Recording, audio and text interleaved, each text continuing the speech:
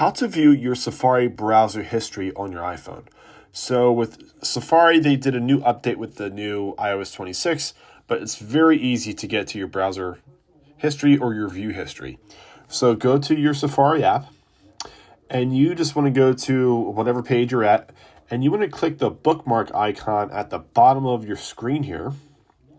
What that's going to do is bring you to your bookmarks here, and you do have some options here. So on the far right side, you'll see a clock, and that's your actual browser history.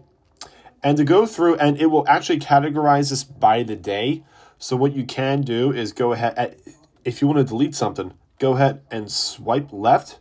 You're going to get the option to delete your history, and you can just keep going through and delete and delete and delete. It's very, very simple.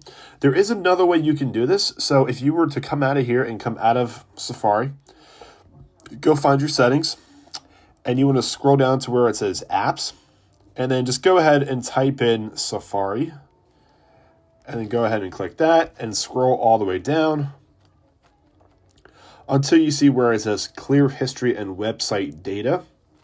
And what this is going to do is you have some specific time options that you can do, if it's today, yesterday, or just all history. So go ahead and choose your option and then clear history. And it may take a couple seconds, but you'll see that section light up again where you can actually hit the button again. But that's it. It's very simple to view your Safari browser history and then to go and actually delete it.